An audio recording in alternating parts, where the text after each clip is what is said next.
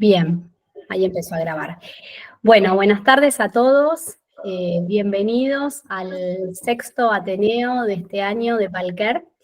Hoy tenemos un lujo, que son dos profesionales referentes muy queridas por el mundo paliativo y también por nosotros. La licenciada Agustina Senese, que es licenciada en nutrición, que ahora la voy a presentar, y la licenciada Ailén Azul Pérez. La idea hoy y un poco la invitación tiene que ver con meternos más de lleno en la especificidad del rol del nutricionista en los equipos de cuidados paliativos, que por suerte, digamos, cada vez tiene más difusión y que las chicas, junto con otras representantes del grupo de nutrición de la asociación, vienen como cada vez divulgando más el rol y bueno, y un poco queríamos escucharlas y aprender de ellas y de todo lo que tienen para transmitirnos. Así que las voy a presentar. Por un lado nos va a acompañar la licenciada Agustina Senese. Agustina es jefa de sección de cuidados paliativos del Hospital Argerich. Además es integrante del Comité de Bioética de este hospital, es magíster y diplomada en cuidados paliativos, coordina el área docente, el área de nutrición del posgrado de cuidados paliativos de Palium. A su vez es integrante de la Comisión de Nutrición de la Asociación Argentina de Medicina y Cuidados Paliativos. Es integrante del grupo de estudio de oncología de, no sé qué significa ANEP, si querés decirlo vos, Agus. Es la Asociación Argentina de Nutrición Enteral y Parenteral. Bien, y además es la creadora, y si no siguen a esta página se las recomiendo porque tienen contenido muy interesante. Hemos colaborado en algunas publicaciones, es la creadora de Nutrición 4D. Y por otro lado, la licenciada Ailén Azul Pérez, que es ex residente de nutrición del Hospital Argerich, está completando esta semana la residencia postbásica de cuidados paliativos con sede en el Tornú, y a partir de la semana que viene ya asume el cargo de la jefatura para la nueva camada de residentes. Además, te completó el posgrado de cuidados paliativos en Fundación FEMEVA, es también integrante de la Comisión de Nutrición de la Asociación y integrante del equipo de atención y difusión sobre nutrición oncológica, que otra vez les recomiendo la página, Nutrición 4D. Así que, chicas, ¿están presentadas? Bueno, siguiente, Ailu. Antes de comenzar con la disertación más formal, primero queríamos agradecer a Luz, a Guille y a todo el equipo de Palker por habernos convocado, por divulgar tanto nuestro rol como nutricionistas en esta área, que hace unos años se desconocía nuestro rol de nutrición en cuidados paliativos, y muchos nos preguntaban qué veníamos a hacer a los equipos. En unos inicios empezamos con la licenciada Silvina de Catalina, que es la coordinadora del grupo de la Comisión de Nutrición de la Asociación Argentina de Nutrición, de Medicina y Cuidados Paliativos.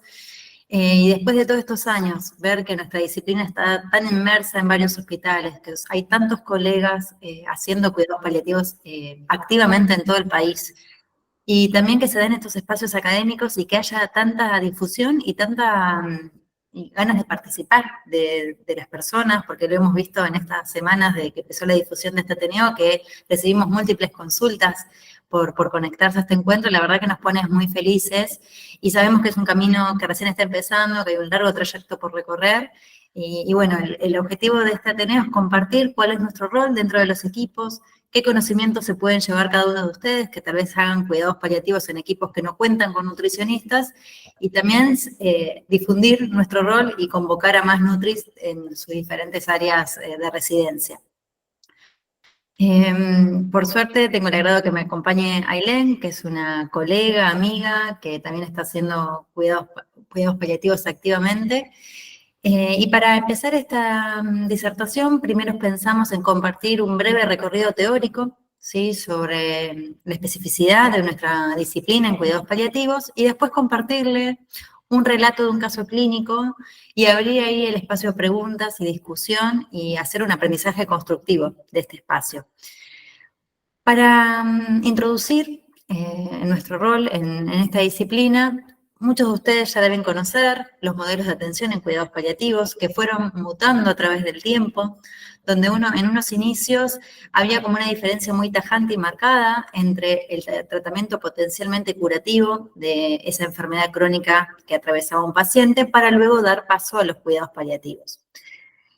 Con este modelo de atención era muy difícil pensar en la nutrición dentro del contexto de cuidados paliativos, porque tal vez cuando el paciente ingresaba a un seguimiento por cuidados paliativos ya no tenía una vía oral permeable, el paciente ya no comía y estaba próximo a un fin de vida, y en esa instancia a veces es muy poco por ahí lo que podemos trabajar con ese paciente, pero sí podemos trabajar mucho con esa familia.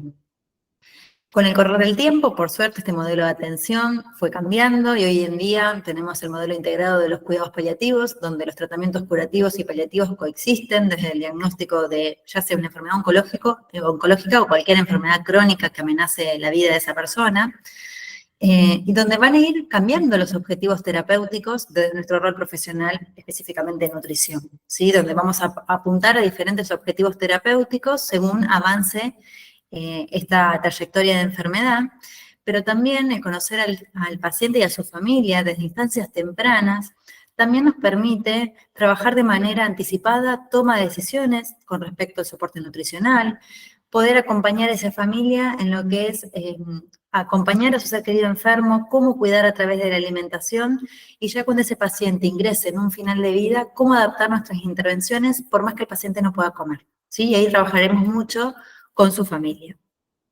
Gracias a Ailu pasamos a la siguiente, por lo cual vamos a tener diferentes objetivos de la alimentación. Y cuando hablamos de la alimentación, tenemos que pensar la alimentación como un concepto integral, que no solamente se va a tratar de ingerir nutrientes, ¿sí? Solamente de nutrirnos, ¿no? Con el concepto de nutrición englobamos al aporte de kilocalorías, proteínas, lípidos, hidratos de carbono, micronutrientes, ¿sí? El requerimiento calórico proteico que cada persona necesite según su edad, valoración antropométrica y enfermedad que esté transitando, ¿no? Esto es lo que uno asocia muchas veces con el profesional de la nutrición, ¿no? Que va a estar haciendo el cálculo de sus necesidades energéticas y demás. Por suerte, la nutrición es muy amplia, ¿sí? Y detrás de la alimentación no podemos perder de vista la comensabilidad, lo que es el compartir la comida con un otro, el valor simbólico, los eventos sociales, todo el significado antropológico de la alimentación. Y que esto, a una persona que esté transitando una enfermedad crónica, no exime este valor de la alimentación, ¿sí? Porque muchas veces se pierde de vista lo que significa para esa persona comer un determinado alimento, un alimento que le gusta, el compartir ese determinado alimento con su ser querido, o por ejemplo, acá por ahí muchos de ustedes están acompañando con mate, ¿no? Este Ateneo virtual. Bueno, el compartir el mate en nuestra cultura, sobre todo en nuestro país, tiene un gran significado social y simbólico. Y así con diferentes tipos de alimentos. Por lo cual, desde nuestro rol como nutricionistas paliativistas, también vamos a trabajar sobre la accesibilidad.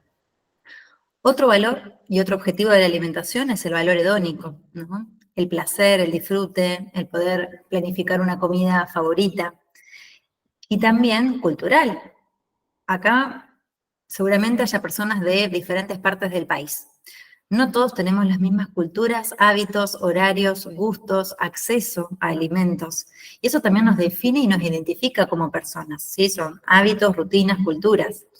Y por último, no podemos perder de vista el aspecto socioeconómico de la alimentación, lo que se vincula a la accesibilidad. En base a todos estos objetivos de la alimentación, nosotros vamos a hacer una evaluación nutricional integral y así vamos a poder planificar nuestras intervenciones nutricionales. Siguiente, Ailu. Otro aspecto que no podemos perder de vista es las significaciones de la alimentación en la enfermedad avanzada. Yo siempre sostengo que uno cuando lee bibliografía de cuidados paliativos, vemos que el principal motivo de consulta en cuidados paliativos es el mal control del dolor. Y eso es una verdad y es una urgencia en cuidados paliativos. Pero los problemas ligados a la alimentación están codo a codo en los motivos de consulta de cuidados paliativos. Muchas veces cuando hacemos las entrevistas de ingreso a equipos de internación domiciliaria o equipos de cuidados paliativos hospitalarios, una de las principales demandas, ya sea por el paciente o por la familia, es que el paciente no come, ¿no? Y toda la angustia que genera la pérdida de la alimentación. Por lo cual, va a ser un gran aspecto a trabajar. Y por eso es tan importante nuestro rol específico dentro de los equipos de cuidados paliativos. Porque muchas veces va a ser este deterioro de la alimentación, el deterioro del estado nutricional, la llave de entrada para trabajar, por ejemplo, el avance de la enfermedad.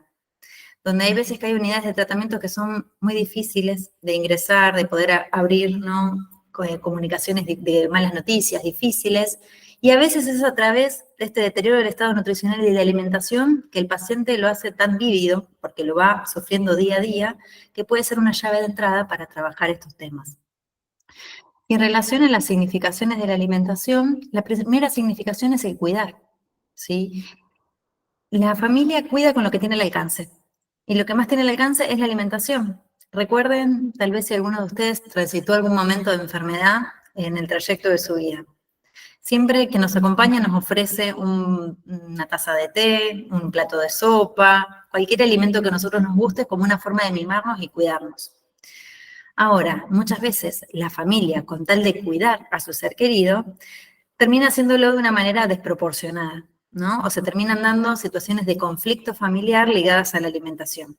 Y ahí también tenemos un gran área para trabajar, ¿sí? El realizar entrevistas familiares, tal vez para educar de qué manera la familia puede cuidar a través de la alimentación cuando es posible, y tal vez cuando ese paciente ya ingresa en un final de vida, ayudar a esa familia a identificar otras formas de cuidar a su ser querido que no sea a través de los alimentos. La siguiente significación es la de relaciones sociales y de placer, que algo de esto ya estuvimos trabajando, todo lo que significa el valor simbólico, cultural y social de la alimentación, y cómo a medida que va avanzando una enfermedad se empieza a correr de lado este valor simbólico, porque tal vez el paciente no puede ingerir esos alimentos, o no se siente con energía para trasladarse al comedor de su domicilio para compartir la mesa, o sea, seguir con la comensabilidad en su rutina cotidiana, ¿sí? Y cómo esto genera angustia y sufrimiento en el paciente. Y por último, una significación importante y que se va distorsionando cuando avanza la enfermedad es el sinónimo de vida. Porque hay un refrán que uno escucha muy habitualmente, es que debemos comer para vivir, ¿no? ¿Y qué pasa cuando hay una situación de enfermedad avanzada? Cuando ese paciente tal vez no puede comer o come menos, y la familia viene con este concepto tan arraigado, que el paciente tiene que comer para vivir o para seguir sosteniendo un tratamiento. Y cuando en esos casos tal vez no está ligado a la pérdida de voluntad o a las ganas de hacer algo del paciente, sino que hay una enfermedad de base que nos está llevando a ese deterioro y a ese desenlace. Por lo cual, en estos tres aspectos, los nutricionistas tenemos un gran terreno para trabajar con toda la unidad de tratamiento y fundamentalmente con la familia, ¿sí? Para que esta familia pueda compasarse e ir acompañando a su ser querido enfermo con todo lo que hay detrás de la alimentación. Siguiente, Ailu. Hay un concepto que se enuncia con el concepto de distrés alimentario, ¿sí? Y que resume todo esto que estuvimos charlando. Cuando uno por ahí evoluciona en una historia clínica y dice se observa distrés alimentario en la unidad de tratamiento, significan estas situaciones de frustración, angustia, ligadas al no poder cumplir el acto de alimentarse de esta familia, por diferentes motivos, por las alteraciones en la imagen corporal, la pérdida de la comensabilidad, o la expectativa desmedida en ciertos suplementos o en ciertas dietas mágicas que se proclaman como curativas. Todo esto genera frustración en la unidad de tratamiento, angustia, y lo que va a generar es deterioro de la calidad de vida de ese paciente. Por lo cual es fundamental nosotros poder hacer un asesoramiento correcto y que la persona pueda seguir disfrutando de su alimentación dentro de las posibilidades según avance su enfermedad. Y sumando más conceptos bajo el lema de distrés alimentario, sabemos que va a tener una repercusión física y psicológica, ¿sí? Que va a generar una carga sintomática muy importante. También podemos ver cómo es la asociación del peso corporal con la salud, ¿no? Si tengo un peso saludable, estoy mejor de salud, o si tengo apetito es porque estoy mejor, ¿no? Y todas estas situaciones la familia las trae a las consultas. El deterioro nutricional se vive como un sinónimo de cercanía de la muerte, ¿no? Y el morir de hambre, que muchas veces escuchamos. Y también la connotación cultural de la comida como cuidado y salud, como lo veníamos charlando hasta recién, porque la familia cuida a través de la comida, y cuáles son los conflictos vinculares cuando la familia dice no me come, ¿no? Es como si este paciente lo haría de una manera adrede o voluntaria del dejar de comer.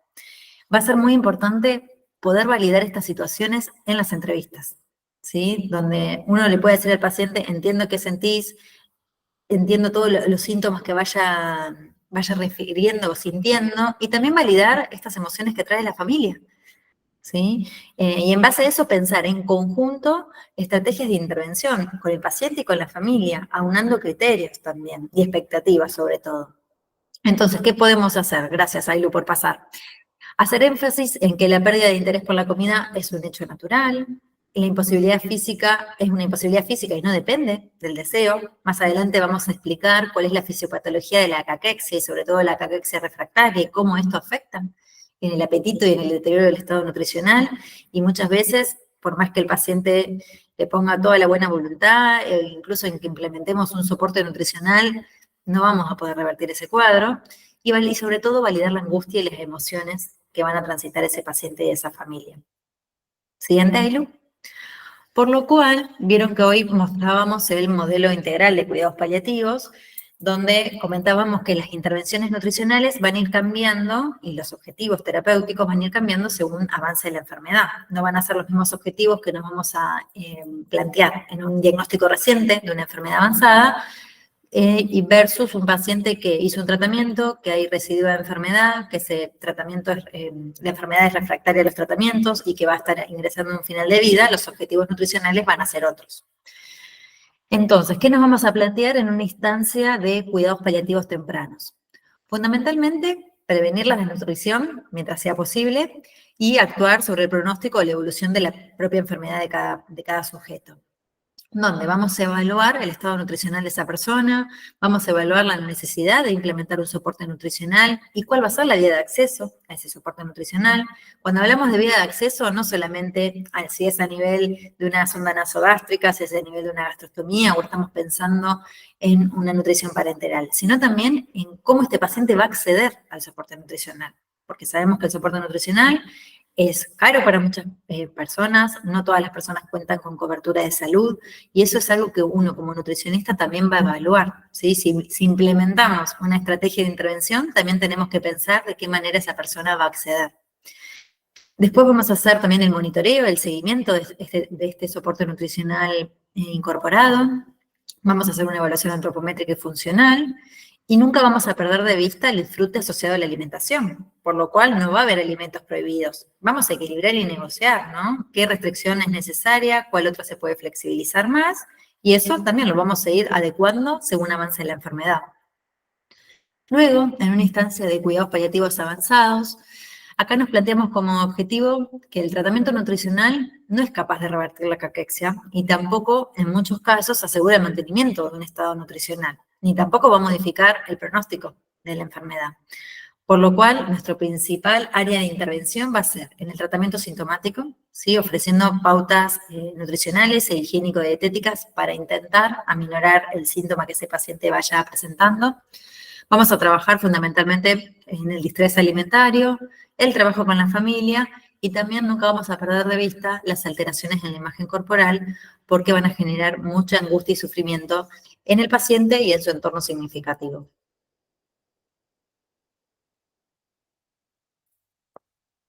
Ailu, está silenciada.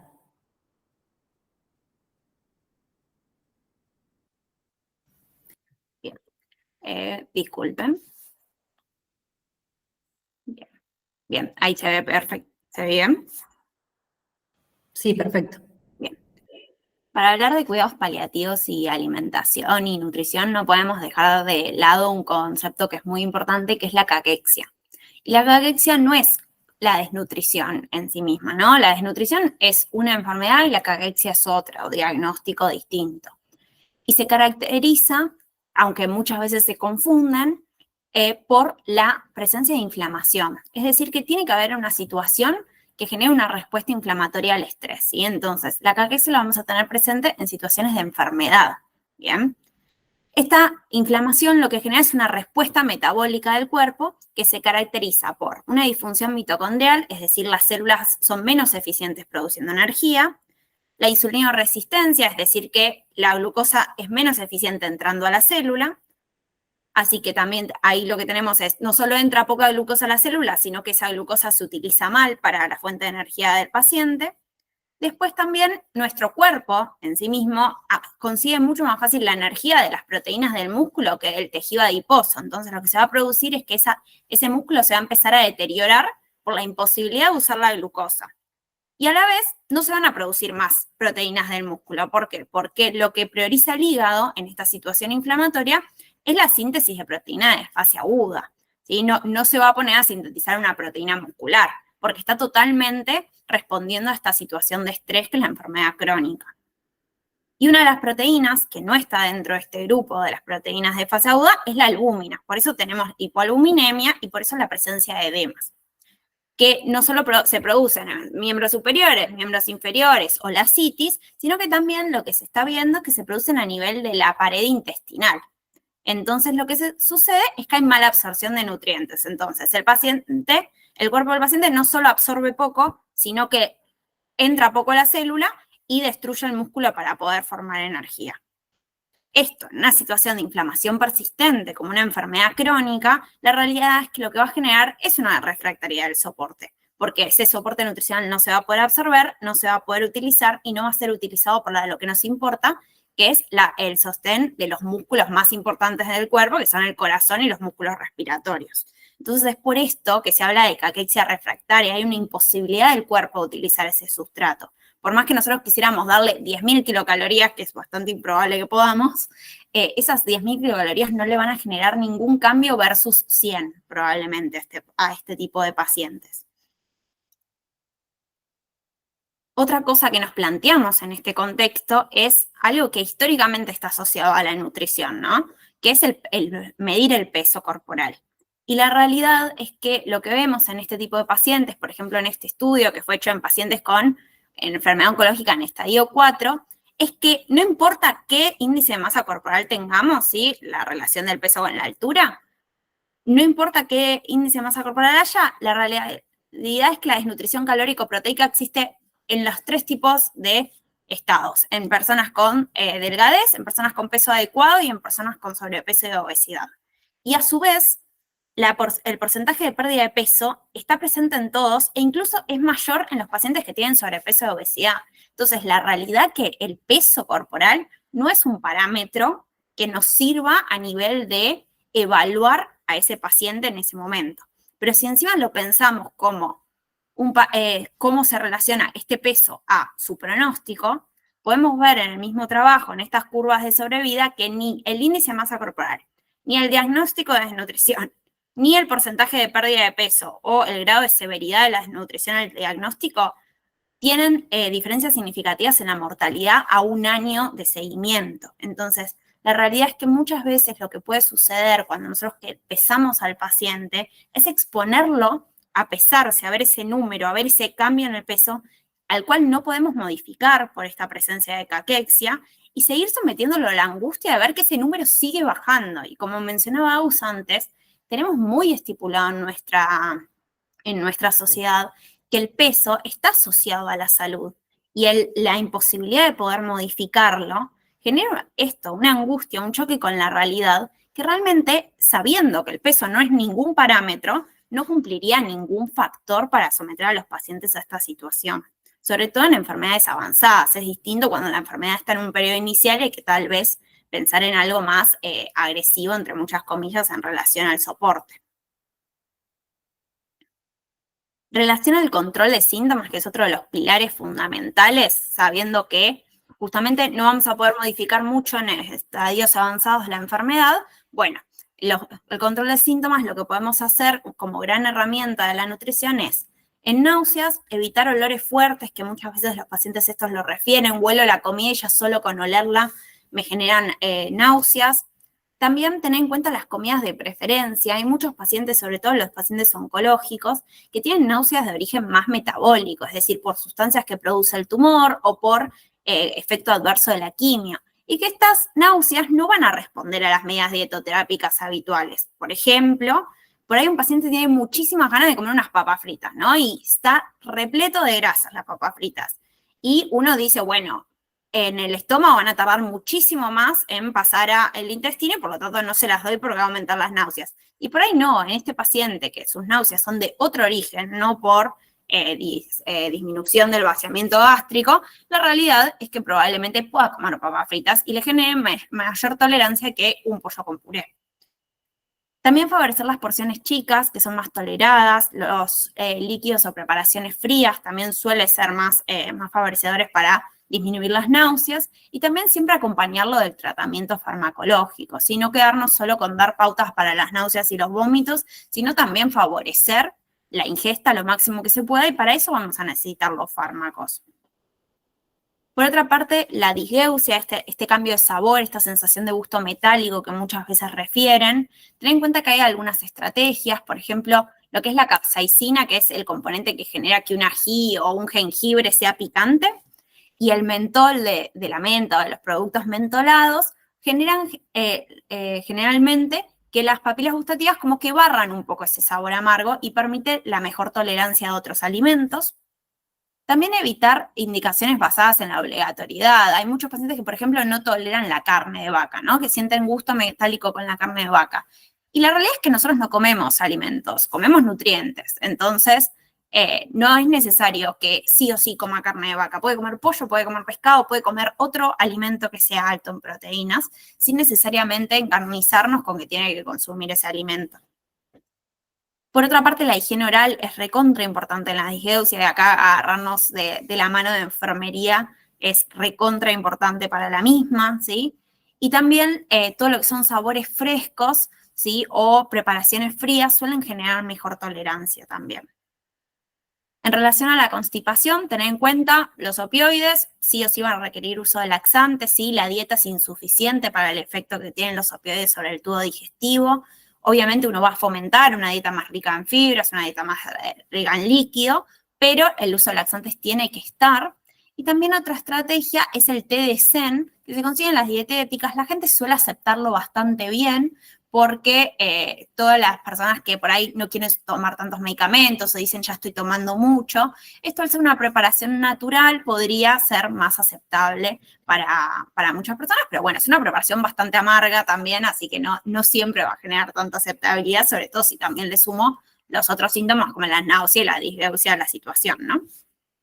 Y también tener en cuenta que la fibra va a tener que ser adecuada a cada situación, ¿no? Si sospecho de una suboclusión, bueno, no todas las constipaciones son los mismos alimentos los que yo puedo brindar. En relación a la disfagia, que es otro síntoma altamente prevalente, tenemos que tener en cuenta que va a haber que hacer adecuación a las consistencias que pueda ese paciente, no porque haya una dificultad deglutoria, directamente todo va a ser procesado y líquidos con espesante, que muchas veces eso se ve en las instituciones de salud. Hay que ver exactamente qué consistencias puede, porque ¿para qué restringir de más? Porque todo lo que restringimos extra hace que ese paciente coma menos, disfrute menos la comida, disfrute menos de tomar líquidos. Y también saber que no todas las disfagias se comportan igual, porque tenemos enfermedades neurodegenerativas, como por ejemplo una persona con ELA, que los síntomas de disfagia empiezan al inicio de la enfermedad y esa persona va a vivir con disfagia los 2-3 años de vida que sigan.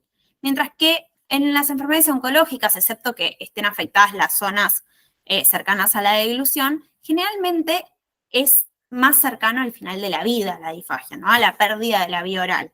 Entonces también poder diferenciar muy bien frente a qué tipo de disfagia me encuentro. Obviamente evitar las restricciones innecesarias como todo y siempre favorecer las características organolépticas. Que un paciente tenga disfagia no quiere decir que no pueda ver su comida y se dé cuenta que no es la misma comida que estaba comiendo antes, ¿no? Y que tal vez si yo mixeo todo junto, todo pasa a tener un sabor que no es ni de carne ni de puré, ¿no? Es un sabor totalmente nuevo y no necesariamente agradable. Entonces, siempre por más que haya una limitación, hay que favorecer que justamente las limitaciones sean las menos posibles y las más aceptables posibles también. Con respecto a las serostomías, que también es bastante frecuente, sobre todo en cánceres de cabeza y cuello que realizan tratamiento radiológico posterior, la higiene bucal también, de la mano de enfermería siempre, Evaluar la presencia de antisecretores, ¿sí? Esto de si los pacientes tienen buscapina y ver si realmente es necesario en este momento, porque muchas veces puede generar mucha falta de saliva, y también evaluar si el paciente tiene oxígeno, porque eso también puede favorecer a la sequedad de mucosas. Y también saber que los ácidos, como el jugo de limón, de naranja, pomelo, ¿sí? O caramelos ácidos, pueden favorecer un poco la salivación y por lo tanto favorecer la formación del bolo a nivel de la boca cuando el paciente consume algún alimento. Y por último, la hiporexia, saber que mayoritariamente lo que hay que recomendar es el fraccionamiento y que muchas veces lo que sucede es que tanto la familia como el paciente lo que refieren es la comida no me pasa, ¿no? Y uno asocia la comida no me pasa con disfagia, y por ahí cuando empieza a charlar es, no, la verdad es que como 2 bocados y me lleno enseguida, ya no me pasa más después de eso. Y finalmente termina siendo más una hiporexia que una disfagia per se. Entonces también poder hacer el diagnóstico diferencial para justamente no restringir y no generar una dieta alterada en consistencias por una cuestión de hiporexia simplemente. Y también tener en cuenta que muchas veces se utiliza esto de los ciclos cortos de corticoides, tener en cuenta que no tienen evidencia mayor a 2 semanas de utilización, pero además que los corticoides a largo plazo tienen efectos sobre la masa muscular, ¿sí? Se produce mayor disminución de masa muscular, entonces no son un gran aliado a largo plazo, debido a que justamente lo que queremos en los pacientes con enfermedades crónicas es que esa masa muscular no disminuya. Entonces, si se indican corticoides, estar atentos a en qué momento se deberían discontinuar. Otro punto re importante que marcó Agus, que trabajamos un montón nosotros como nutricionistas y que se toca con un montón de disciplinas, sobre todo con psicología, es la imagen corporal, que se entiende como este constructo multidimensional que hace referencia a cómo uno se percibe, imagina, piensa, siente y se comporta respecto a su propio cuerpo. Y que estos cambios en la apariencia física pasan con muchísima frecuencia en las enfermedades crónicas, o por la misma enfermedad o por los tratamientos que conllevan las mismas, y que generan una fuente de estrés, y que pueden ser estéticos, secundarios a cirugías o funcionales, pero desde nuestro punto de vista, desde la nutrición, la pérdida de peso es un cambio corporal que sucede en la mayor parte de los casos, ¿sí? Por no decir en todos. Entonces, la realidad de que trabajar con esta pérdida de peso, trabajar con esto de que puede ser que no se recupere ese peso y que esa imagen que les devuelve el espejo puede seguir modificándose, y la aceptación de la misma es algo que hacemos mucho desde el lado nutricional. Y también plantear algo que es muy frecuente en nuestra población, porque todos tenemos acceso, porque es de venta libre, entonces hay un montón de pacientes que llegan al consultorio ya tomando suplementos. Saber que en cuidados paliativos la evidencia no está clara y no existe suficiente para asegurar un beneficio real. Esto es porque los estudios que están realizados en pacientes oncológicos están siendo realizados en pacientes con enfermedades iniciales, con enfermedades potencialmente curativas o al menos en estadios primarios. Y lo que sí generan en estos pacientes son mantenimiento del peso, cambio en la composición corporal y la mejora de la calidad de vida, pero siempre que se acompañen de asesoramiento nutricional. Lo que ven los estudios es que el paciente o la persona que consume un suplemento sin que un nutricionista lo acompañe en esa toma de suplemento y en ese plan alimentario, no tiene ningún tipo de beneficio. Es decir, que indicar algo que es muy frecuente, o por lo menos a mí me ha pasado mucho, esto de que ya vengan con suplemento nutricional y te dicen, estoy hace 3 meses tomando un suplemento de marca muy conocida. Bueno, la realidad es que esos 3 meses probablemente pueden haber generado un beneficio, pero también no, porque pueden haber reemplazado una comida, porque puede ser que el resto de las comidas sean súper hipocalóricas, por ejemplo, que tomen una sopa, un caldo o gelatina, ¿sí? Y la realidad es que el suplemento ahí no cumple mucho rol. Y siempre tener en cuenta que en pacientes con caquexia el suplemento no va a generar ninguna modificación. Y a veces lo que sucede es que está, sobre todo en oncología, esta presión ejercida por los profesionales muchas veces de, bueno, si no sube de peso, no podés hacer el tratamiento, ¿no? Y la familia se pone de acuerdo con eso de, bueno, tenés que comer, tenés que tomar el suplemento para subir de peso y poder... Y la realidad es que genera una carga emocional en los pacientes porque el suplemento no es algo gratuito, es la realidad, ni económicamente ni corporalmente. porque son alimentos que tienen baja tolerancia, pueden aumentar los síntomas digestivos como las náuseas, la hiporexia, la diarrea, y también pueden a veces desplazar alimentos de placer, porque no son especialmente ricos. Sí, si todos nos tomamos ahora un suplemento sabor chocolate, podemos decir en un sorbito, puede ser que sea rico, pero hay que terminarse una botella de un suplemento todos los días, reiteradas veces. Casi ninguno de nosotros consume todos los días lo mismo y lo tolera. Uno se aburre también de los mismos sabores, sobre todo si hay disgeusia o hay náuseas. Entonces, tener en cuenta de que no es gratuito para el cuerpo consumirlos. Y también, como todo, tener claro el para qué. O sea, ¿para qué yo le estoy dando este suplemento nutricional? Si el paciente no va a modificar su pronóstico, ni va a mantener su peso, ni recuperar su estado nutricional, yo le estoy sumando un estresor extra. Entonces, la realidad es que siempre, como toda intervención en salud, tiene que estar muy pensada. No es simplemente, llévate este suplemento y tómalo y después vemos cómo van las cosas.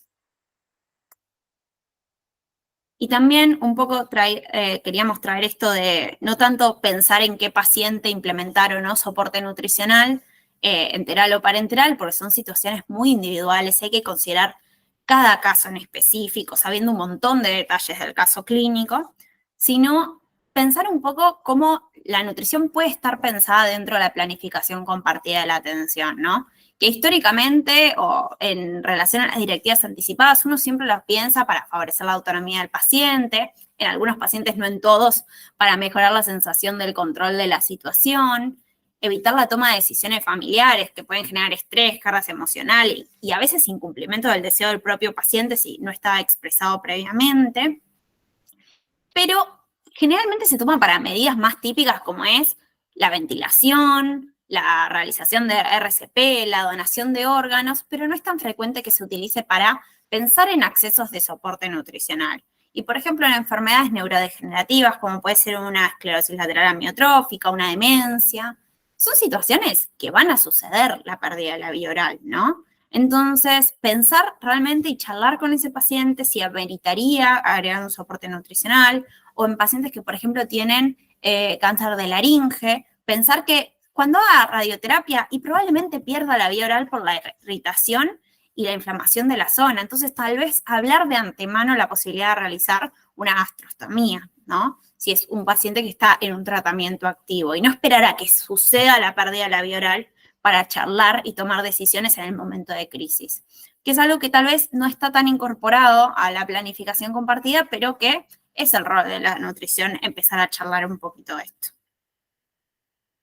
Bueno, como para resumir un poquito, ya que este Ateneo se llama estrategias, queremos dejar esto de medir la inflamación, ¿sí? Para poder evaluar que un paciente o que una persona que está cursando una enfermedad tiene una desnutrición, no podemos medir la albúmina como parámetro aislado. Y esto es algo que se trae arrastrado hace años, ¿no? Ay, no, tiene una albúmina de 2, está por el piso. Y la realidad es que uno tiene que evaluar el cuadro clínico general porque la albúmina puede estar alterada porque tenga una enfermedad hepática, por esteatosis hepática, que cada vez tenemos más por la prevalencia de obesidad, puede estar alterada por una situación muy aguda de una neumonía o puede estar alterada por una enfermedad crónica, pero hay que evaluarla en su contexto.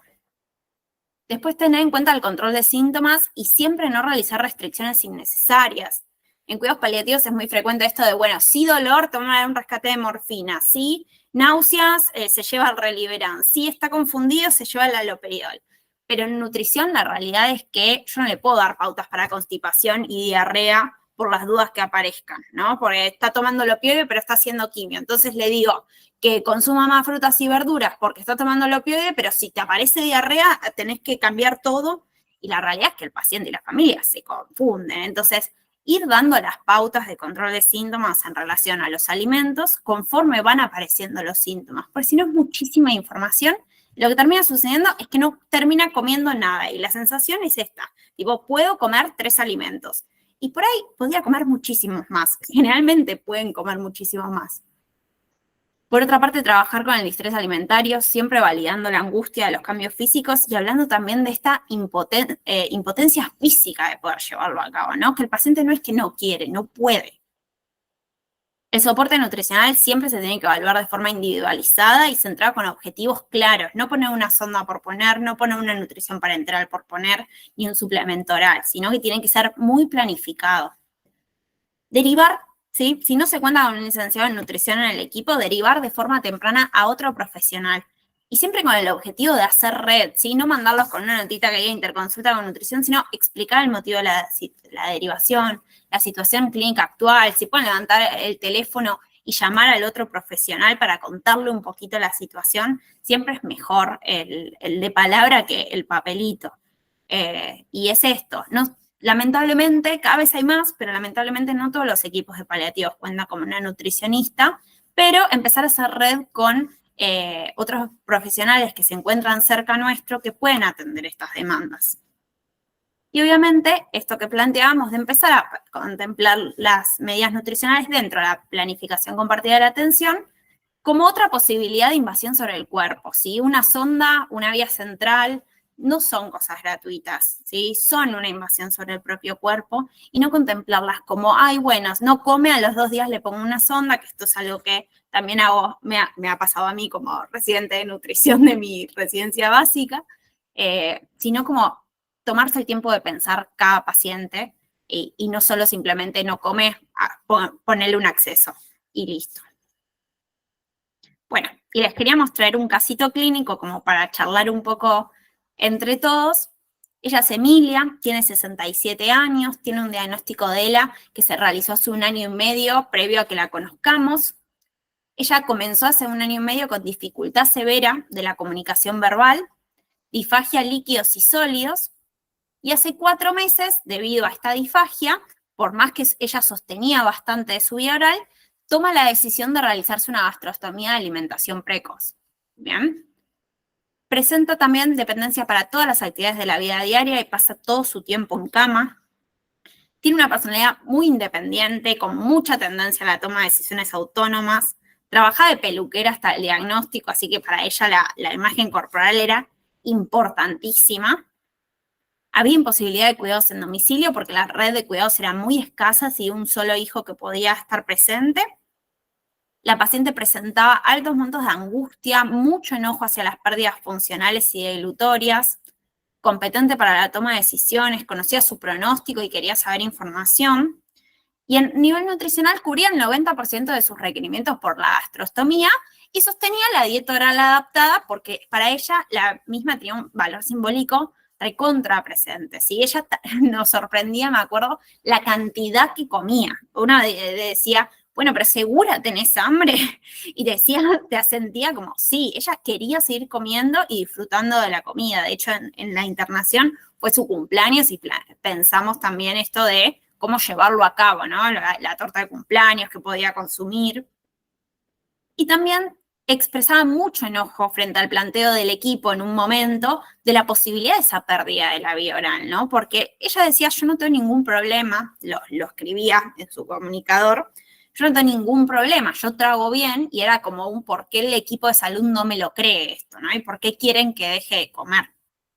Entonces, nosotros queremos preguntarles qué creen que se puede o se pudo trabajar desde el rol de la nutrición en esta paciente. Así que pueden hacer preguntas en relación a eso. Bien. También para sumar a lo que Ailu nos propone, por ahí no pensar solamente en lo que se puede hacer, sino qué aspectos tenemos que evaluar también del caso de Emilia para poder pensar esas intervenciones. Sabemos que hay varias nutris en el auditorio, por ahí quieren romper el hielo, y si no, el resto de las disciplinas, ¿no? Porque acá lo que queremos es construir una intervención interdisciplinaria, como es cuidados paliativos.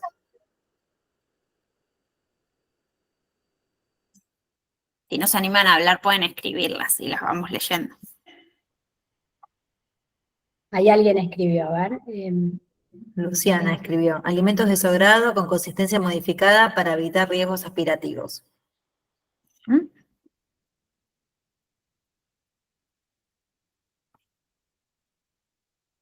¿A alguien se le ocurre algo más?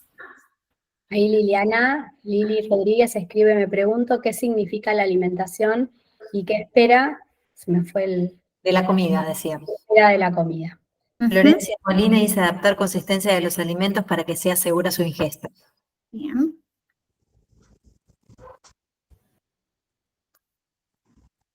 Hola, yo quería sumar un comentario. ¿Cómo están?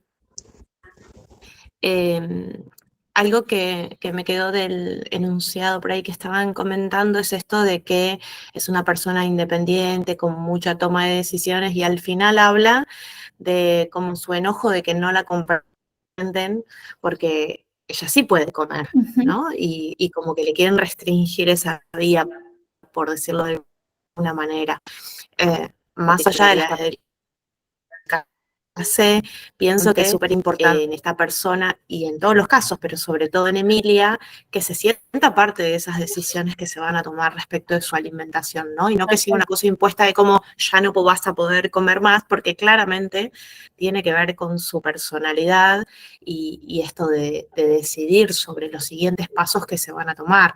Imagino que es muy importante en ella y también para que las medidas sean viables, que ella sea parte de esas decisiones que se van a ir tomando y bueno, y la estrecha comunicación para que a medida que vaya avanzando la enfermedad, ella pueda ir comprendiendo mejor y con tiempo esas decisiones que se tienen que tomar. Tal cual. Muchas gracias. Gracias, Ali. También en relación a lo que vos decís, y ahí alguien había escrito por el chat, ¿no? De realizar la evaluación fonoaudiológica para ver la capacidad de glutoria y así adaptar la alimentación por vía oral. Sabemos que muchos pacientes, por más que la evaluación de glutoria de que no es seguro alimentarse, deciden comer igual, con todos los riesgos que eso implica. Y vamos siempre a respetar la autonomía del paciente, siendo claros en la comunicación y explicando cuáles son las consecuencias que puede implicar el comer alimentos riesgosos o que puedan generar un riesgo de aspiración, pero siempre vamos a respetar esa autonomía. Sí, y en relación a eso, quería agregar que en general la pérdida de la vía oral se ve acompañada de un montón de otras pérdidas, ¿no? Entonces los pacientes se tienen que someter a diferentes duelos, todos implican cambios, no solamente en el esquema y en la imagen corporal, sino en la vida que tenían, ¿no? Y en cómo, en este caso, la alimentación de alguna manera marca como el ritmo de una familia, de una casa. Entonces, no es solamente lo que se pierde por dejar de comer, sino el impacto emocional que eso tiene. No, y que por ahí todos nos exponemos constantemente al proceso de comer, ¿no? Hay situaciones por ahí a las que, bueno, el paciente se encuentra en cama, la persona se encuentra en cama y por ahí nos expone a la necesidad de pararse e ir caminando a buscar algo, ¿no? Pero a comer nos exponemos por lo menos 4 veces al día, al menos. Entonces es una constante puesta en escena de la pérdida que se está sucediendo. Exacto, como decías Luz, y sobre todo en casos de mujeres, y esto no es por poner roles, ¿no? Por sexo, pero muchas veces intrafamiliarmente la mujer cumple un rol ligado a la preparación de alimentos para su familia, y cuando la enfermedad avanza y esa persona deja de cumplir ese rol intrafamiliar, es un duelo y que hay que acompañar también. María Laura Alguín había levantado la mano, me había figurado hace un ratito, no sé si querés compartir algo, si no seguimos leyendo el chat, que vi que varios compartieron.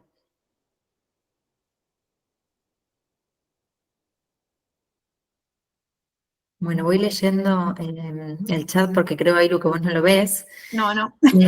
Martín Romer dice, ¿cómo hacemos cuando los pacientes no quieren los caldos del hospital y la verdad dejan mucho que desear y comen lo que les traen los familiares, a veces escondidas? ¿Cómo prohibirles si están en un estado que todavía pueden comer con los riesgos que eso implica? Después, Maris Melinda dice escucharla en lo que quiere comer y ver las posibilidades. Florencia Álvarez, que también forma parte del equipo de Nutrición 4D, nos dice, hola a todos, en este caso comprendo la importancia y el significado que la paciente brinda en la alimentación. Ante ello, explicaría la importancia de no forzar su ingesta, explicar que puede utilizar la vía oral para satisfacer deseos y antojos de ciertos alimentos, que no se sienta forzado a comer, ya que cuenta con otra vía de alimentación. Sumado a ello, comparto, perdón que se me corrió, la importancia de hacerla parte de las decisiones a tomar y que decide en base a ello informando, comprendiendo riesgos y beneficios. Por ahí, con el comentario de Flor, hacer hincapié que por ahí lo más difícil con Emilia era que ella no lo sentía como una obligación comer, ella quería comer. O sea, no nos terminaba de quedar en claro si era como querer demostrarnos que ella no estaba perdiendo funciones, como parte de esta cosa de querer tomar el control de la situación, pero ella quería comer constantemente, ni siquiera era por cubrir sus requerimientos o por pensar en que si no estaba generándole un daño a su cuerpo, sino que ella quería sostener eso lo máximo posible, y eso podía ser pedirnos algo para comer cada 15 minutos. Que era una carga para enfermería bastante importante. Bueno, Flor Molina, que está por ahí, lo sabrá porque es muy categórico quién es esta paciente, pero era una demanda de ella constante. Bueno, también podemos pensar en lo que había compartido Liliana por el chat, ¿no? El qué significa comer para esta paciente. Sí. Porque esta demanda desmedida de comer cada 15 minutos, ¿no? Que hay detrás de ese pedido, que puede ser angustia, ansiedad u otra índole. Por eso va a ser importante la visión de todo el equipo. Tal cual. Era bueno, lo que ella podía sostener también dentro de la internación, ¿no? O sea, al internarse perdió tantas cosas de su vida cotidiana que a veces comer para los pacientes es sostener algo de sus actividades previo a internarse muchas veces. Juan también nos dice por el chat, seguir preparándola para cuando no pueda deglutir. Vanessa dice que más allá de la adecuación de la consistencia de la alimentación, tratar que la presentación de la comida sea lo más agradable posible, para que visualmente sea aceptable, y tratar de lo que pueda compartir, aunque sea si alguna de esas comidas. Flor nos dice particularmente lo que pienso, es que desde ya es fundamental validar sus emociones y su sentir, pero obviamente el temor de ofrecer alimentos que por más que los quiera ingerir podría generar un riesgo de ahogo, por ejemplo. Y Susana nos pregunta si hay algo desde la alimentación que disminuya la salivación. Ok. Creo que también había quedado una pregunta sobre la aceptación de la comida hospitalaria, ¿no? Sí, y el ingreso de comidas por parte de los familiares. Por ahí, esto es una apreciación personal. Uno, al haber estado de los dos lados, decime a vos qué te parece. Estuve del lado de no recomendar el ingreso de alimentos y después me di cuenta que sí, es verdad. O sea, uno tiene que tratar de hacer que las medidas sean los más aceptables posible, tratar de evitar tanto consumo de alimentos por fuera, pero la realidad es que la dieta hospitalaria, sobre todo en estos pacientes donde la ingesta está tan restringida, y hay que favorecer la comida de placer, y muchas veces no va adaptada ni a los gustos, ni a la cultura de la gente. En Argentina contamos, sobre todo en el sistema público, con gente de un montón de culturas distintas. Entonces es imposible pensar que nuestro menú hospitalario, por más que esté planificado a la perfección y sea el mejor menú hospitalario categórico de un premio, va a responder a los gustos personales de cada individuo. Entonces, tratar de flexibilizar un poco más y tal vez dar consejos sobre qué es lo que pueden traer, ¿no? Y qué es lo que no le va a generar un daño. Gracias, Ailu. Bueno, esto va también en consonancia con lo que nos preguntaba un compañero con respecto a los caldos, ¿no? Que ofrecen en el hospital, que muchas veces el paciente tiene desagrado de consumir. Bueno, vamos a ir trabajando la flexibilidad con cada unidad de tratamiento. También acá Alicia nos comenta, en definitiva es una situación que ella podía controlar, me refiero a la demanda de alimentos. Claro, algo así, que podía decidir, elegir y controlar, tal cual, Alicia. Había algo más que nos habían preguntado. El hecho de adaptar consistencias, ¿no? Y de intentar que ese menú sea visualmente lo más aceptable para ingerir. La comida ingresa por la vista, ¿no? Uno a veces va caminando y pasa por una panadería y lo tienta una factura que ve en la vidriera o una torta. Si nosotros, y en pacientes que tienen disfagia, hay que adaptar la consistencia, una consistencia que nosotros llamamos ITSI-4. Hay una nomenclatura especial para dietas de disfagia, esa sería una dieta del estilo procesado, ejemplo papilla. Si a nosotros nos sirven un plato que sería equivalente a un bife con puré, hecho una papilla toda mezclada, a nadie le va a dar ganas de comer, ¿sí? Porque ni siquiera a veces estoy entendiendo qué estoy comiendo, ¿no? Porque por ahí tiene sabor a bife, pero está todo mezclado y no diferencio. Entonces tenemos que trabajar mucho con la presentación de los platos, dependiendo si el paciente está institucionalizado o está en su domicilio. Si está en su domicilio, trabajaremos con la familia o la persona que se encarga de la elaboración de los alimentos. En las instituciones, por suerte, A nivel de las cocinas hospitalarias se está haciendo más gourmet, por así decirlo, la preparación de alimentos de consistencia adaptada. Por ejemplo, en el hospital que yo trabajo, en el Hospital Argerich, hay un equipo de disfagia, hay una nutricionista especializada en el área y se crearon menúes para pacientes con disfagia que esa consistencia tipo papilla se presenta en forma de moldes de comida, como si fueran moldes de repostería, pero de más tamaño. Y, por ejemplo, un puré va presentado en forma de gota y salseado. El bife de carne va por separado con una forma de estrella también salseado. Y visualmente el paciente sabe que está comiendo, bueno, esta es la carne, este es el puré, y tiene esa presentación a nivel de forma geométrica que tiene mejor apreciación visual. Y se han hecho trabajos de investigación y se vio que el porcentaje de cumplimiento de la ración servida es mejor en esos menús con ese tipo de presentación. Así que hay mucho también para trabajar desde nuestra área nutricional, desde la disciplina. Ujú. Bueno, tenemos muchas más participaciones por el chat. Paula nos dice, entender la alimentación más allá de un acto de nutrición, respetar el significado de la alimentación para su paciente y familia y adaptar las recomendaciones hacia el respeto de este entendimiento y recordar que el paciente tiene voz en su tratamiento, saber escuchar y lograr un equilibrio entre lo que desea y debería ser desde lo terapéutico. A su vez, Florencia agrega que los alimentos son una expresión de amor y cuidado, por eso muchas familias plantean la posibilidad de llevar alimentos a pacientes hospitalizados, más allá del cuadro que estén atravesando internados, ya sean patologías agudas o crónicas, y una papilla realizada por la familia puede tener los mismos ingredientes que una del hospital, pero seguramente va a ser mejor aceptada por el paciente. Y Alicia nos comenta que es muy interesante lo que planteamos de la presentación de la comida procesada.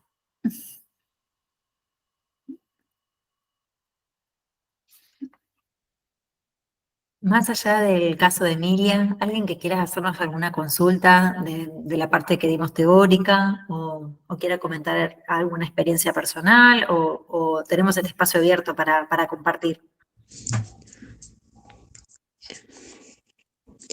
Sí, Silvina. Hola, ¿cómo les va, chicos?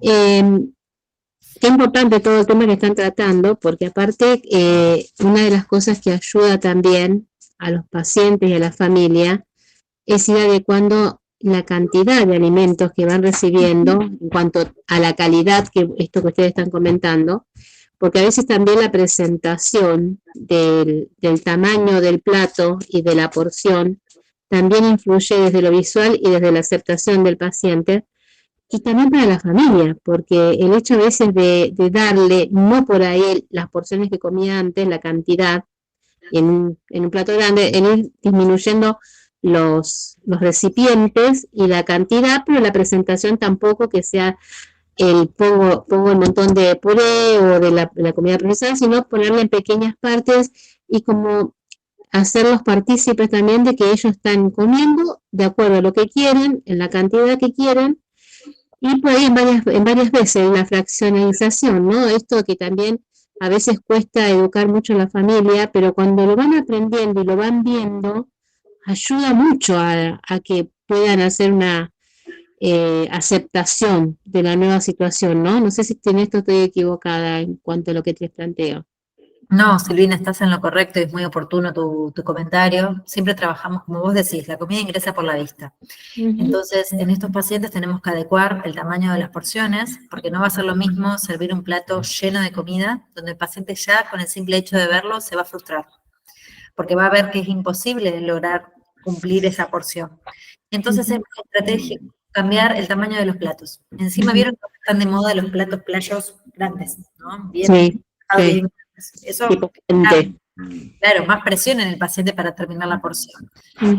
Ponemos a la familia, es pasar a plato de postre o compoteras, que sirvan esa porción. Si el paciente tiene hambre o deseo y quiere repetir, tranquilamente se puede hacer, pero apuntamos a porciones chicas y sobre todo trabajamos con la familia, porque como la familia está pendiente de lo que el paciente pida para cumplir su deseo, muchas veces tiene antojos, entre comillas, con la comida. Y se dice, ay, yo quiero comer milanesas con puré. Y sale la familia corriendo a buscar la milanesa, a hacer el puré y preparar cantidades desorbitantes de comida. O imposible que el paciente las pueda comer. Y eso genera mucha frustración y angustia, porque la familia dice, no comió lo que yo le preparé con tanto amor. Entonces siempre lo que apuntamos es a preparar porciones chicas. Sí, también esto de que una frase muy frecuente es, ya no come nada, ¿no? Y cuando tal vez uno se pone a indagar cuánto efectivamente come, la verdad es que es una cantidad bastante significativa tal vez para todo lo que está sucediendo en su cuerpo, ¿no? Pero también al manejar cantidades o las cantidades que comía antes, es muy fácil comparar justamente con lo que comía antes y sí, probablemente en comparación simbólicamente no sea nada, pero tal vez para este momento particular es un montón. Entonces, también adecuar esas cantidades permite esto que dice Agus, de no generar tanta frustración de no conseguir lo que antes se conseguía. Y sí, la verdad es que el cuerpo de antes no es el mismo cuerpo de ahora, ¿no? Entonces, saber que eso es una posibilidad. Ahora, mientras escuchaba, me hicieron recordar una experiencia. Como enfermera, yo esto lo he vivido y la verdad que asistir a los pacientes en esta situación cueste. No que cuesta, sino que uno tiene que ser más creativo y también más paciente en cuanto a poder detectar y observar cada persona como es. Y al pasar por esta situación como familiar, una cosa que aprendí también fue también la adaptación del tamaño de los cubiertos. Pasar del tamaño de los cubiertos normales a pasar al tamaño de los cubiertos de postre, que también para el paciente, y eso lo viví como familiar, fue una situación de descubrimiento para mí, porque van perdiendo la fuerza, se van desorientando, pierden la noción del espacio dentro de la mesa y del plato también. Entonces, también les crea frustración el manejo de los utensilios. Y la verdad que para mí fue un golpe fuerte, la verdad que no me lo esperaba. Pero la verdad que aprendí con este familiar también a observar eso, ¿no? O sea, más allá del tamaño del plato, del tamaño del vaso, del tamaño de la taza, también el tamaño de los cubiertos. También creo que puede servir como aporte tal vez para acompañarlos a nuestros pacientes en este aspecto. Muchas gracias, Luis. Y muchas veces hay que adaptar esos utensilios y ahí tenemos la especificidad de nuestros profesionales del área de TO, ¿no? Para que ese paciente pueda seguir a través de la motricidad fina sosteniendo un tenedor o viendo si es necesario usar sorbete. Y ahí nos vamos enriqueciendo con las otras disciplinas. Y otro aspecto que hay que perder de vista es el tiempo que implica llevar a cabo el acto alimentario. Porque tal vez ese paciente come más lento, la comida se va enfriando, el cuidador la tiene que volver a calentar, ¿no? Y tal vez algo que uno comía antes en 15, 20 minutos, ahora lleva 1 hora el acto de comer, ¿no? Y esto uno va trabajando mucho con la familia. Guille, levantaste la mano.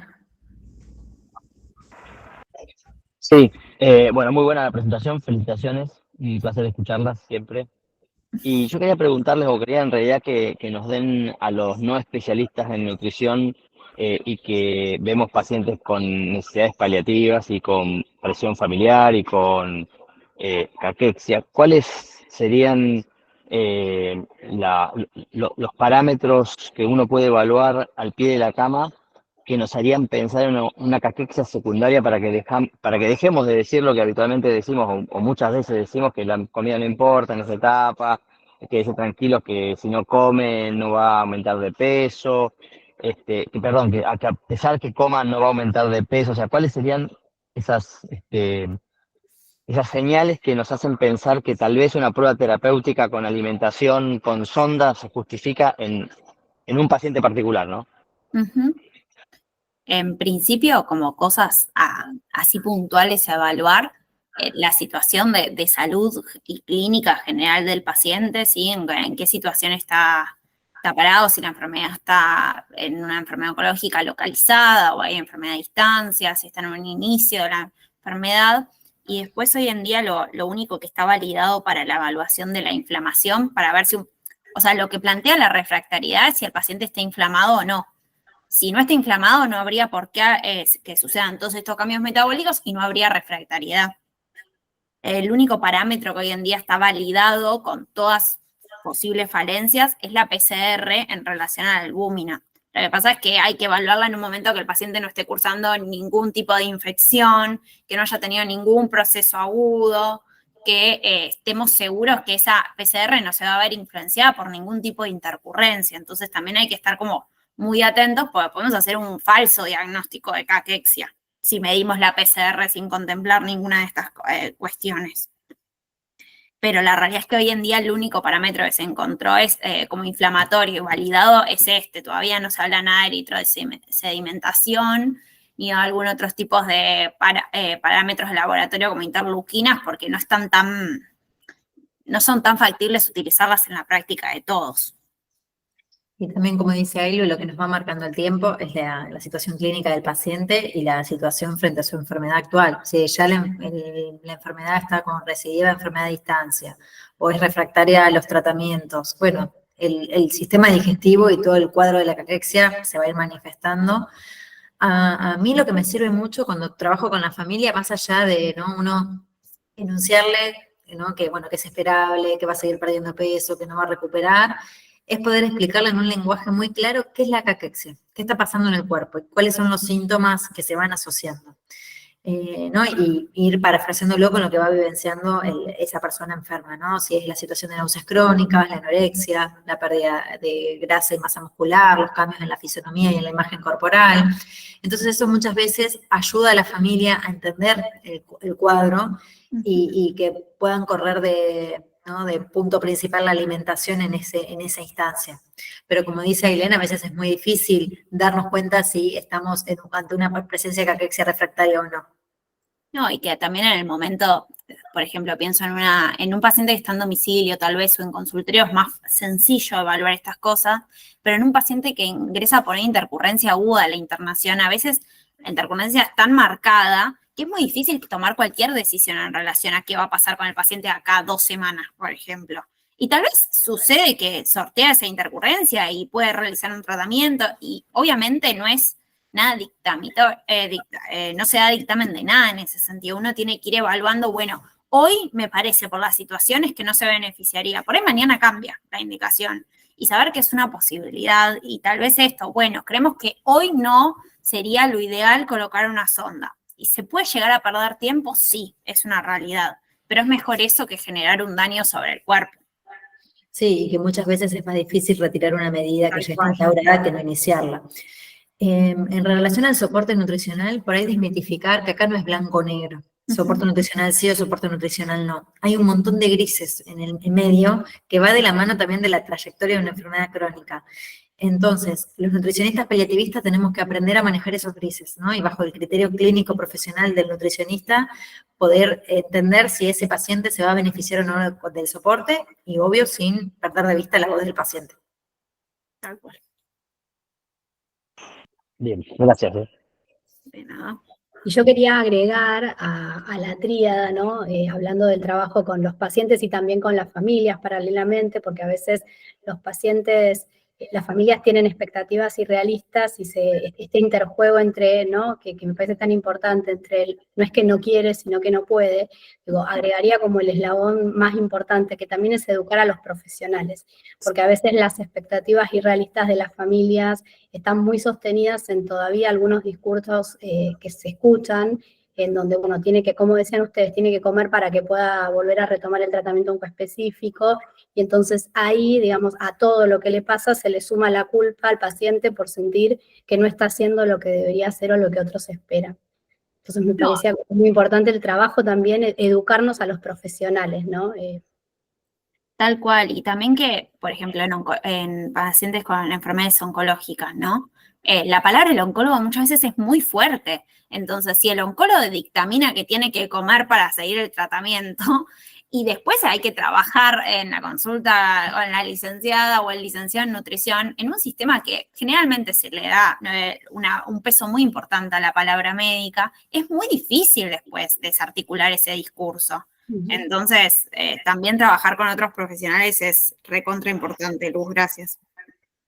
Yo creo que ahí sí es muy, pero muy importante el rol de ustedes, porque es lo que nos pasa a veces con pacientes con dolor severo y mucha somatización, que hay veces que en lo personal hago una consulta con algún especialista en dolor para que la familia pueda ver que se agotaron todas las instancias de la sabiduría en el manejo del dolor, y muchas veces lo que sucede es que no aporta demasiado el especialista en dolor a lo que veníamos haciendo, pero sí aporta para la mirada de que se está haciendo todo. Entonces, la mirada de una nutricionista para un paciente que viene con la indicación de que tiene que comer porque si no, no le voy a hacer la quimio, va a acompañar mejor con el discurso de ustedes que con el discurso nuestro, que por ahí está más limitado, y la familia siempre va a tener la duda de, bueno, pero no tú, un nutricionista que me acompañó, y si llamamos a cualquier nutricionista que no entienda de la biología de la enfermedad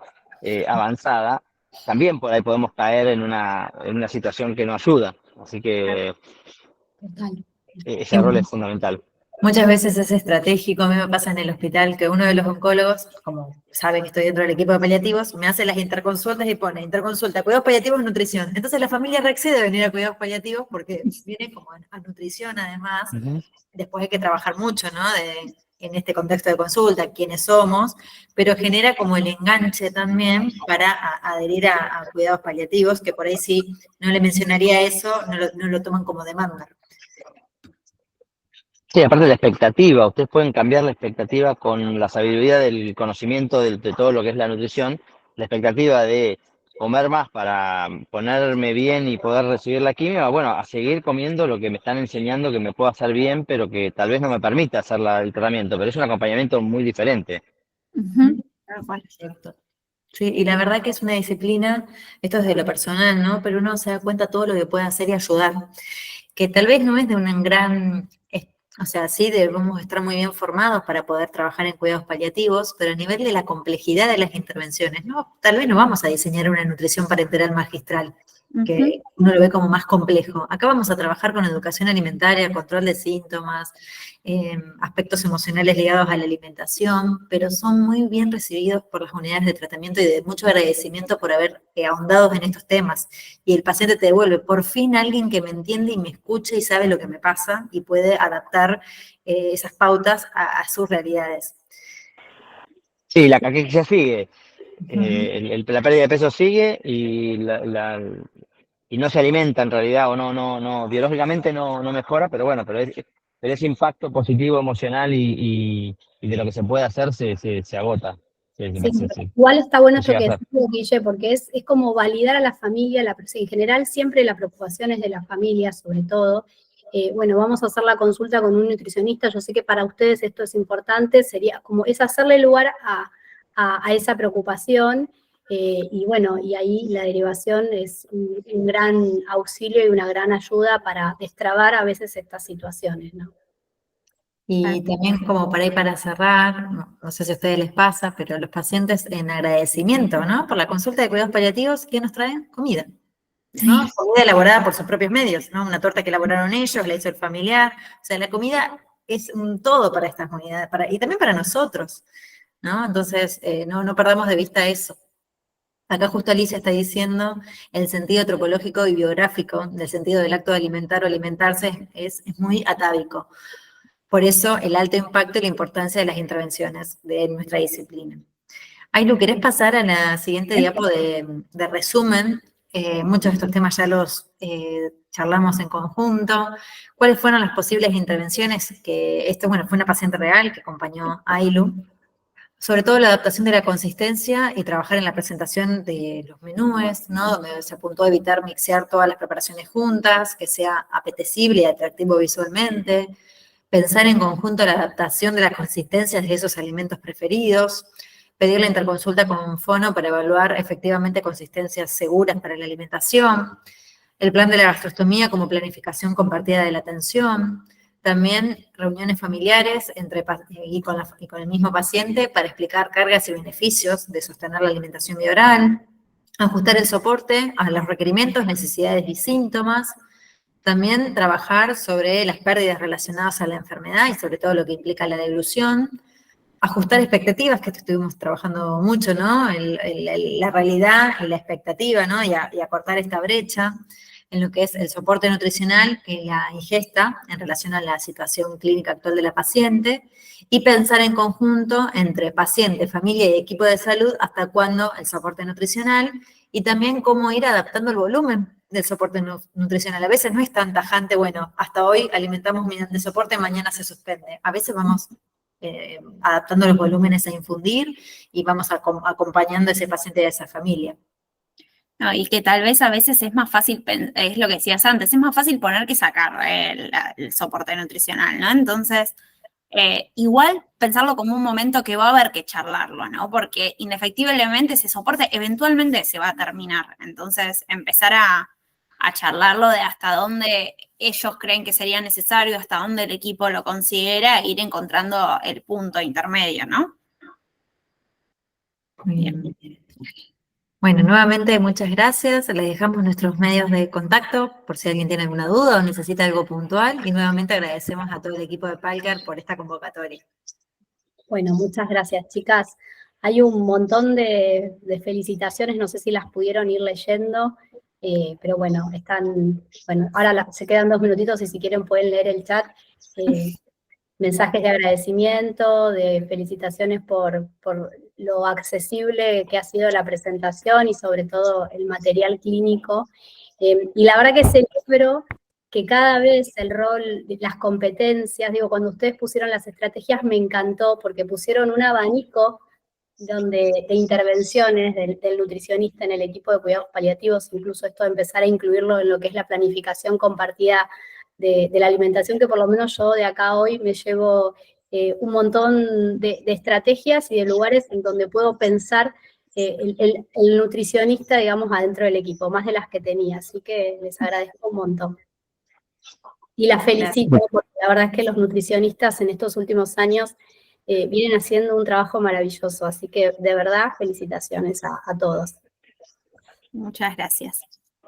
Bueno, gracias y felicitaciones a las dos también por este logro de haber llegado a romper un poco el modelo hegemónico de la jefatura de las residencias de cuidados paliativos, y son nutricionistas que están llevando adelante una tarea muy, muy buena, y les deseo lo mejor a las dos. Gracias. Brillantes. Muchísimas gracias. Bueno, muchas gracias a todos.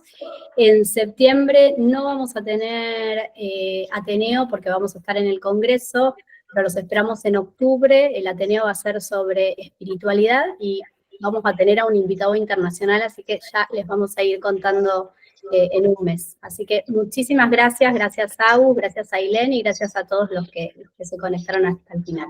Un abrazo para todos. Hasta Y los luego.